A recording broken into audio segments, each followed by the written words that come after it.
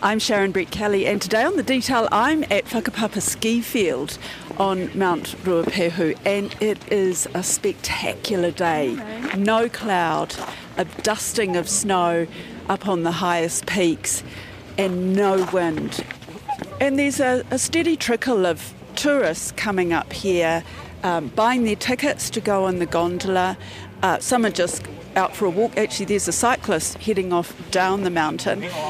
But what's not spectacular about this mountain is the uncertain future of the ski field here. And of course, the uncertain future of the chateau, the historic hotel that's been shut for over a year now at the foot of the mountain.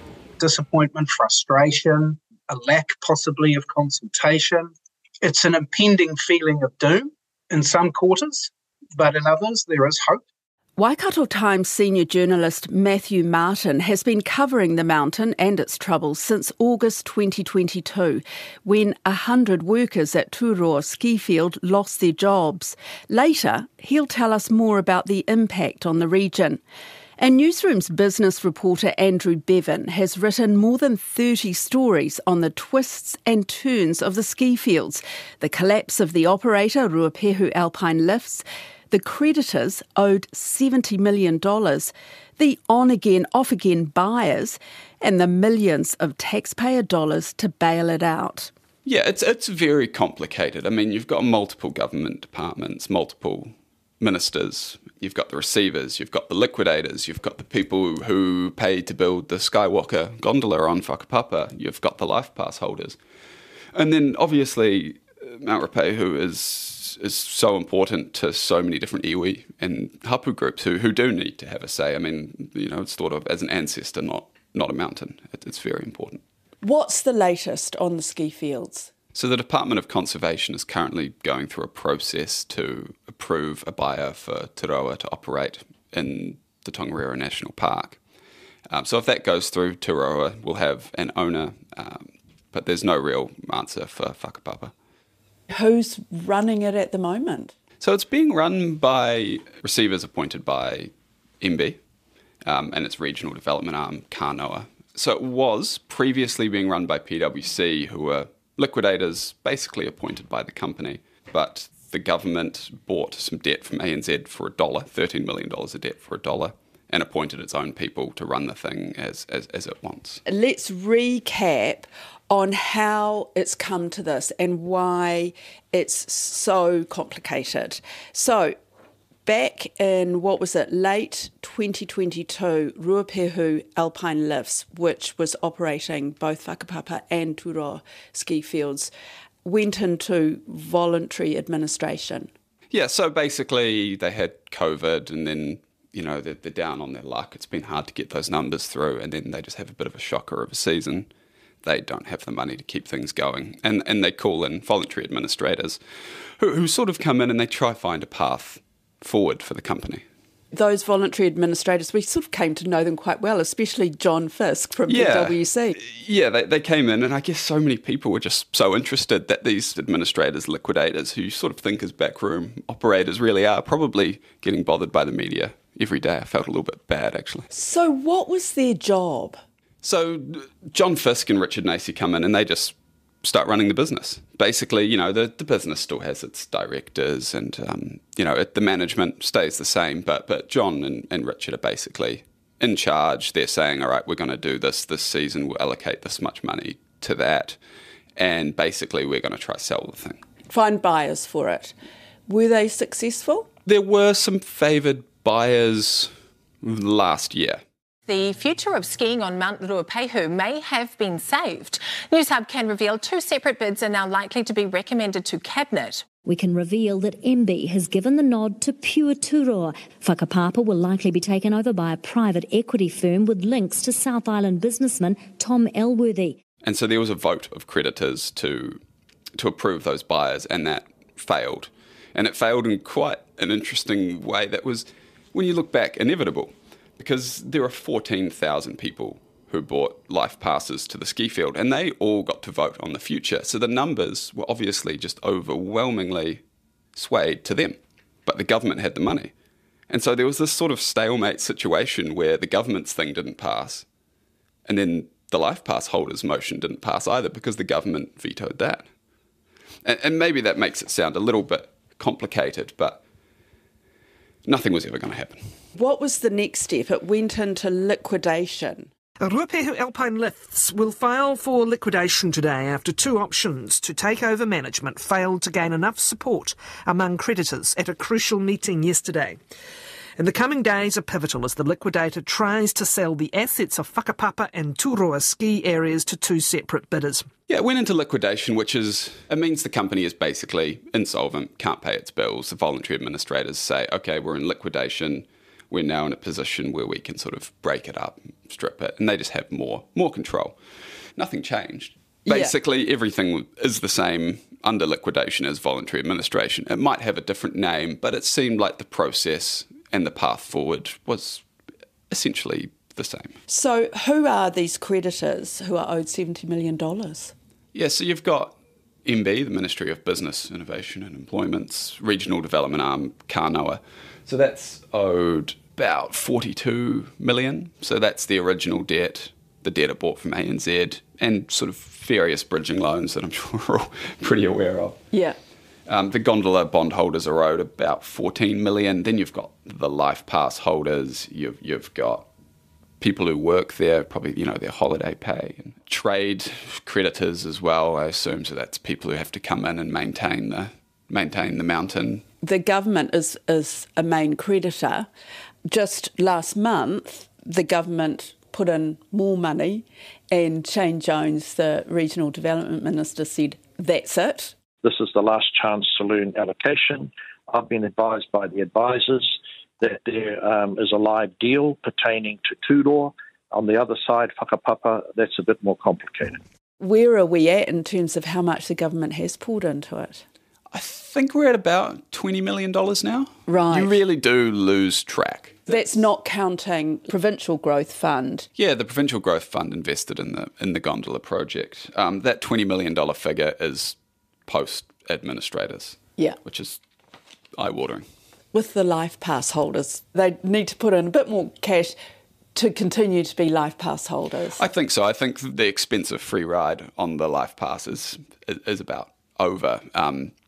It's basically up to the buyers as far as, how they want to approach it. And those Life Passes will be honoured with a little bit of a cash injection or, buying another one at a discount. On both sides of the mountains, or is that not clear yet? That's not clear at all. We don't know anything about what's happening with Whakapapa. Exactly. On Turoa, they will be if they put in a little bit more cash, is my understanding. We're now coming into winter 2024. Because we keep hearing stories about it, it just feels very uncertain.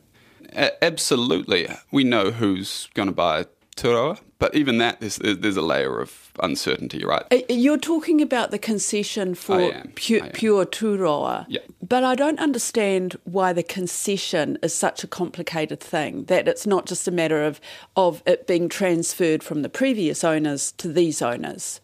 What does it take to get this concession? So you have to put in a pretty lengthy submission to DOC, detailing your plans and how you're going to manage things on the mountain. I mean, we had the diesel leak up there that poisoned Ruapehu's water supply. Ruapehu iwi says a diesel leak into a Tongariro National Park stream that feeds into the Ruapehu town water supply is devastating. The Makotuku stream's been contaminated by up to 15,000 litres of diesel from a tank at the base of the Turoa ski field. So these things are really, really important. This is a dual-listed UNESCO site. It's our first national park. And we just need to be really careful about what happens there and who does it. And I don't think anyone sort of disagrees with that. You tend to feel a little bit for DOC. Because they're kind of the meat and the bit of a sandwich here. They're the sort of department that's handling these concessions, but they have, by law, they have to engage with iwi and those other stakeholders. The complication around it is because it's in a national park, you have very different rules about how you can run a business there. A concession is a long-term lease or a license to do business. they're sort of dockers stuck in a rock and a hard place.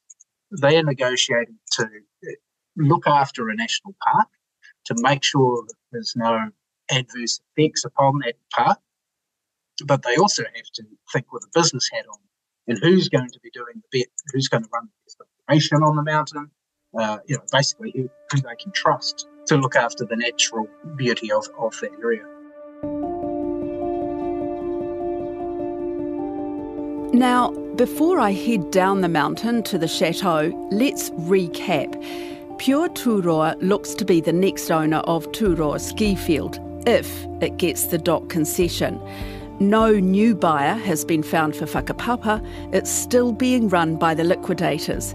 Creditors are still $70 million out of pocket. But what about iwi? Under the Tongariro National Park plan, iwi need to be thoroughly consulted, not tokenistically consulted. And they are pretty staunchly saying that hasn't happened. And even in some documentation, there's members of the community and just saying, I support this because iwi have been rigorously consulted. And then the iwi are saying, well, no, we haven't. You can't just sort of have a cup of coffee with us a couple of times and say that's done. So if the ski field process does go any further, particularly on the current DOC concession, there is a lot of talk of judicial review. Whether that comes to anything, I'm not sure what that would mean. Judicial review of? Getting a judge to review DOC's decision. Okay, basically, the concession process. And say, does this fit within the Tongariro National Park plan? Did DOC consider the right things here? And why? Whether that happens, whether anything comes of it, hard to say. That's sort of a very expensive decision for a group to make. But how well treated have iwi been in this whole complicated process? They've been sort of saying to anyone who listened that then they're not listening to us. And, there's the previous Minister for Regional Development apologised to Tūwharetoa, sent them a letter and sort of said, PwC haven't talked to you and we apologise for that. PwC said, well, it's not our job to talk. We did our bit. It's actually the Crown's job to run that relationship. So it's been a mess, and it's.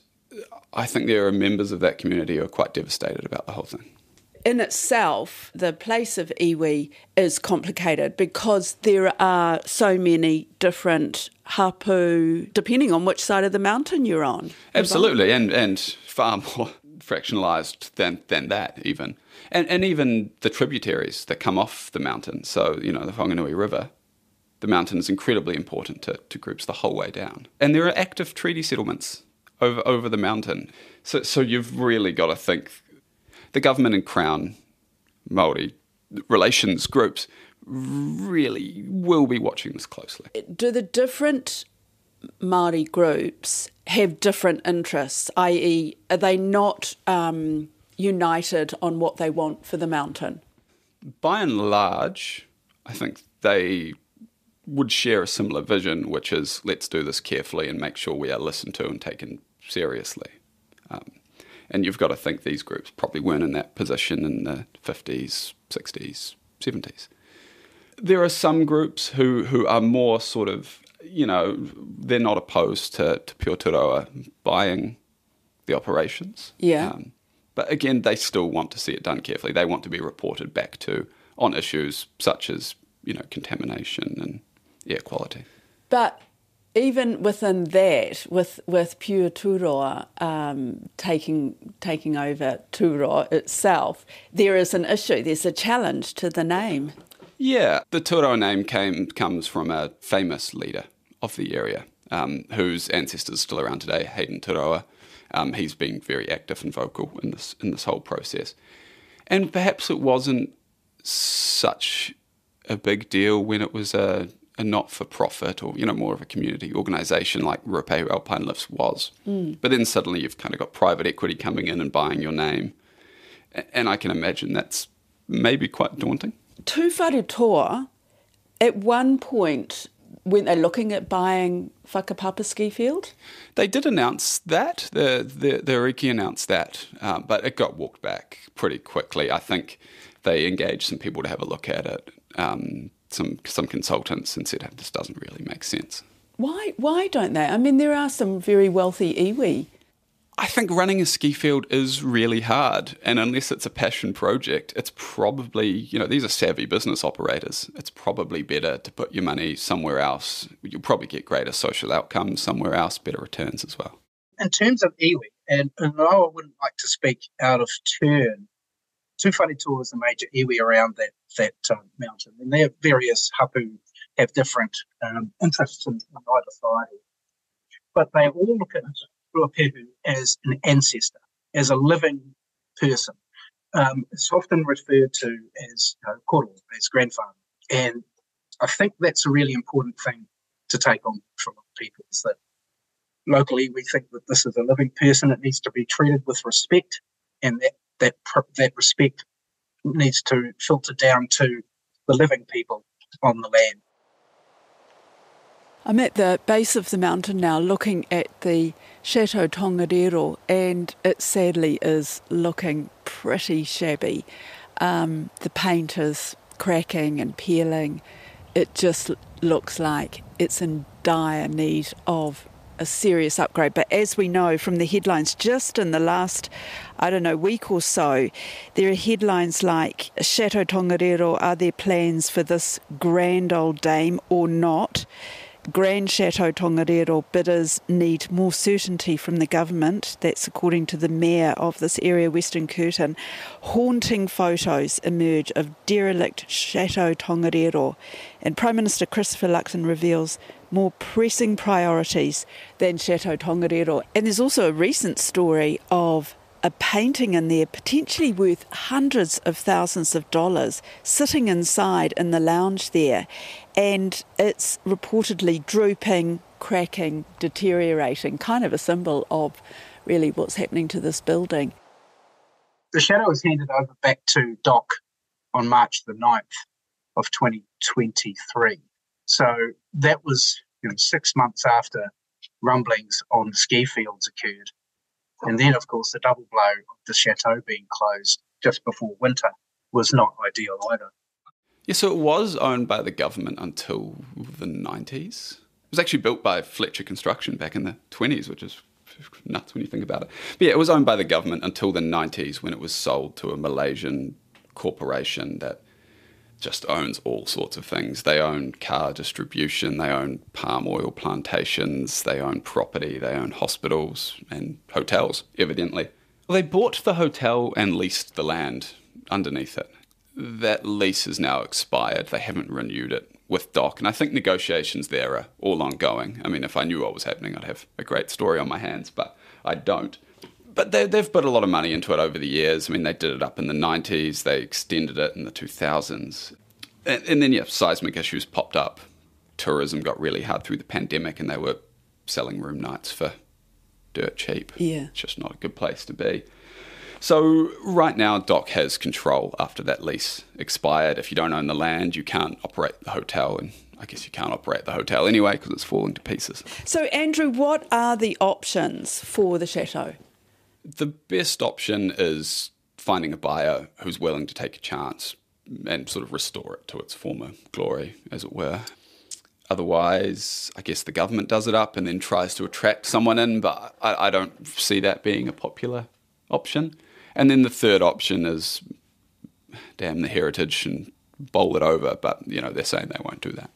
When the Chateau was closed, we were told there was an earthquake strengthening review report that was coming out. And once that became public through an OIA process as well, we really did start to understand how the Chateau was in such dire need of an upgrade. I mean, this is not a $3 or $4 million job. To upgrade the Chateau to current building standards and earthquake strengthening will cost more than $30 million, I'm told. So there's a lot of money there. And who's going to pick up that tab? Is it DOC? Is it the former leaseholders?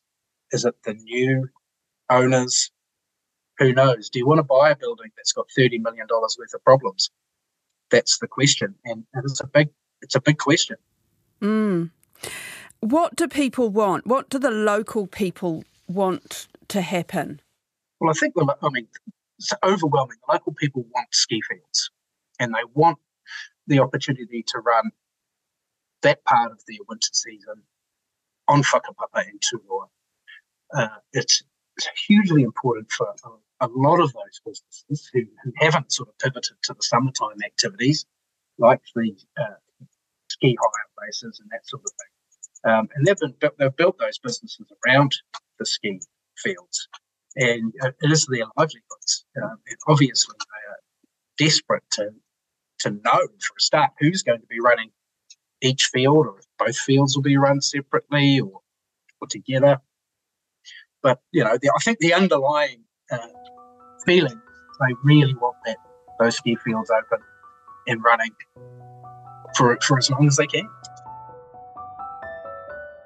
That's it for today. The Detail is supported by RNZ and NZ On Air. Alexia Russell produced this podcast. Phil Benge engineered it.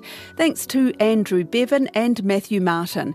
And we'll leave you with the voices of people who come from all over to enjoy this slice of Aotearoa. This is our first time here.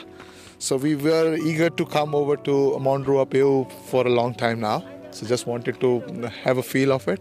So yeah, just trying to come over and look at the gondola rides and all. So yeah. Where have you come from? We are from Wellington. Ah, yeah. And what do you think of it? It's beautiful. It's amazing. It's So you've been coming here for how long? Since I was 12 years old, and I'm now 60. How do you feel about the uncertainty of things? The uncertain future of the ski fields, but also the fact that the chateau, we don't know what's going to happen to that. Well, it's an end of an era if it does happen, and there's a sadness around that. I kind of understand the doubt because, the snowfall line seems to be going up.